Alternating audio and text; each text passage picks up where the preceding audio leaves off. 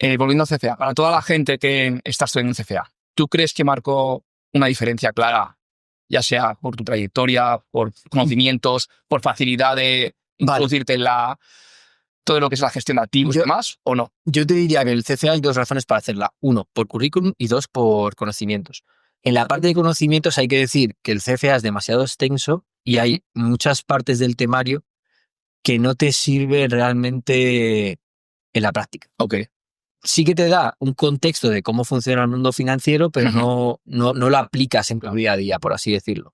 Creo que hay un par de temas que son muy importantes, sobre todo FRA, que es Financial Reporting Analysis, que es toda la parte de contabilidad, muy importante. Ese yo creo que es el capítulo más importante de largo, porque al final tú puedes saber bastante de contabilidad o crees que sabes bastante de contabilidad hasta que te empiezas a leer el CFA, cosas, certificaciones profesionales del sector que te hacen ver todo de otra manera y te enseñan. Yo creía que tenía un conocimiento de contabilidad alto o medio, y sin embargo, pues en el CFA me sirvió para pulir ciertos aspectos, no solo con el nivel 1, sino también con el nivel 2. En tema de conocimientos, lo que te digo, yo creo que hay ciertos capítulos que son muy importantes, otros menos. Son muchísimas horas. Yo creo que le dediqué en torno a 400, 500 horas. No veas. Y full time, ¿no? Recuerdo que a lo mejor estabas... En ese aspecto no, yo me acuerdo que me levantaba a las 6 de la mañana, estudiaba de 6 de la mañana a las 8 de la mañana, luego me iba a trabajar, volvía a las 4 y ahí volvía a estudiar el CFA y me ponía también a analizar tesis de inversión. No veas. Es decir, a aplicar todo lo que estaba aprendiendo en el CFA, ya sea pues por ejemplo en bonos, en opciones, en equities, etc. En tema de currículum, yo creo que es bastante diferencial.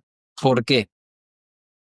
Al final, lo que va a hacer que encuentres trabajo va a ser tus conocimientos. ¿Vale? O sea, realmente te van a hacer un test de decir, oye, en el test final decir, oye, analízame esta empresa.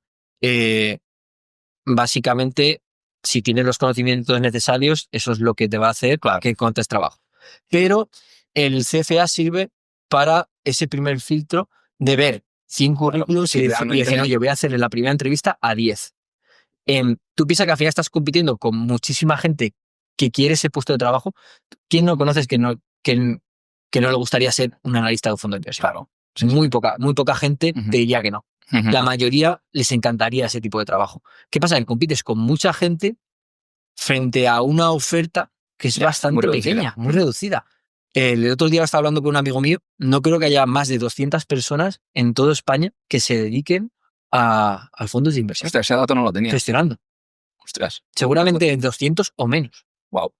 Entonces, es mucha gente que quiere entrar y muy pocas plazas. Al final, todo lo que sea diferenciador para que te hagas la primera entrevista es clave. Claro. Es clave. Y volviendo al fondo, ¿por qué te decantaste por las small caps? ¿Por qué no irte directamente a otro tipo de sector, incluso tamaño de empresa? Yo creo que por dos razones. Uno, yo creo que el contexto actual es muy bueno para empezar un fondo de small caps. Creo que estamos en mínimos relativos comparado con otro tipo de inversión, ya sea big caps, ya sea cualquier otro tipo de estrategia. Creo que las small caps están muy denostadas. ¿Por qué? Pues una de las razones principales es que al final la mayoría del dinero está yendo a inversión pasiva, no activa. Hay muy pocos índices que entran en small caps y en micro caps. La mayoría de las empresas que yo tengo, no hay ningún índice. Esa empresa no está dentro de ningún índice, no está indexada. Entonces, al final, compites con muy poca gente. Claro. Porque la mayoría de la gente está metido a fondos, a ETFs o a índices indexados, o índices indexados, fondos de inversión indexados, y al final, pues se crea esa ineficiencia al menos a corto o medio plazo. Yo creo que es muy buena época para empezar las small caps, y luego segundo, tú piensas que llevo desde 2018 analizando solo small caps. ¿Por qué? Porque yo cuando empecé tenía un patrimonio bastante bajo y digo yo, joder, mi valor añadido frente al resto de analistas, que seguramente la mayoría sean mejor que yo, ¿cuál es? Dedicarme a cosas que nadie mira. Esto es como si empiezas a jugar al fútbol y ya quieres empezar a jugar en primera división. Claro. Yo prefería empezar a jugar en tercera división, es decir, con las microcaps, small caps, empezar a ganar ahí, que no tienes tanta competencia, yo pienso, puedes encontrar muy buenas empresas de calidad, de growth y encima a muy buenos precios. Lo único que pasa es que al final tienes que ser mucho más paciente, ¿no? Claro. Si alguien no está mirando una empresa mid-cap, pues imagínate una empresa mucho más pequeña, ¿no? Claro. De hecho, nos ha pasado.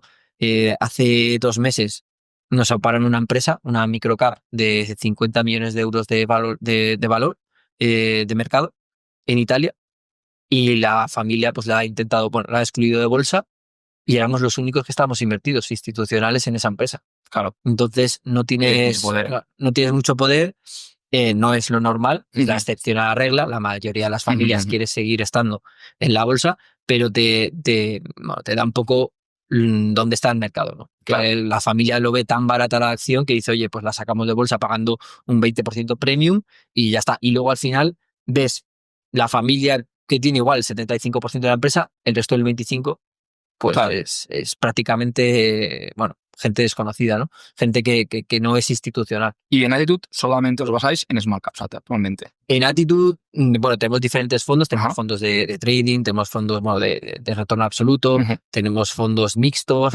pero en el Attitude Small Caps yo solo me centro en small caps y luego hago una pequeña porción de la cartera en opciones. En opciones que es simplemente venta de puts, es decir, oye, yo quiero esta empresa, pero a un precio mucho más bajo del actual. Si llega, te compro las acciones, pero si no llega, me tienes que pagar un premium, ¿no? Entonces, eso nos da un retorno normal, si no nos ejecutan, de en torno al 12-15% anualizado, simplemente por decir que quieres comprar una empresa a un 20-25% por debajo del valor al que cotiza actualmente, ¿no? Entonces nos parece interesante. Muy bien. Y a nivel de identificar empresas, por ejemplo, ¿cómo tú decides identificar o cribar esas empresas para ser potenciales inversiones dentro del fondo? ¿Son empresas que ya tienes en el radar? ¿Son empresas que las conoces desde hace años cuando empezaste en 2018? ¿Cómo generas esa idea para convertirse? Vale, una de las cosas más importantes que yo creo que tengo actualmente es mi watchlist. Entonces, tú piensas que igual le dedico 100 horas a una empresa o 200. Eso imagínate que decido invertir. 100 horas sin invertir. Luego ya seguir Claro, que le puedas... 100 horas y luego ya decides invertir o no. Sí. Pues imagínate que inviertes, en el mejor de los casos, te hace pues, un más 30%, más 40%, decides vender para comprar otras acciones, pero ese conocimiento ya lo tienes para una posible o segunda oportunidad en el futuro, porque esa empresa igual, por cualquier razón, puede caer un 30 o un 40% y decís, oye, vuelvo a ella. Como ejemplo, ha habido empresas, pues por ejemplo BMW, aunque no sea una small cap, una parte muy pequeña del fondo la utilizamos un poco para big caps. ¿Por qué? Para dar un poco de liquidez si hay alguna salida de algún inversor, ¿vale? Nosotros al final damos salidas diarias y necesitas controlar la liquidez. Entonces prefiero tener una parte más pequeña en estas big caps. Pues BMW es un claro ejemplo de empresa que teníamos antes en el Family Office mexicano y bueno, pues de repente cuando yo empecé el fondo me subió a 100, 120 y ha caído pues a 65 en los últimos meses. Pues yo ya tenía el análisis hecho, tenía el modelo hecho, simplemente tenía que actualizar un par de valores y decidimos comprar. Entonces, ese conocimiento te sirve luego para generar oportunidades, bueno, allá cuando el mercado te dé el punto de entrada.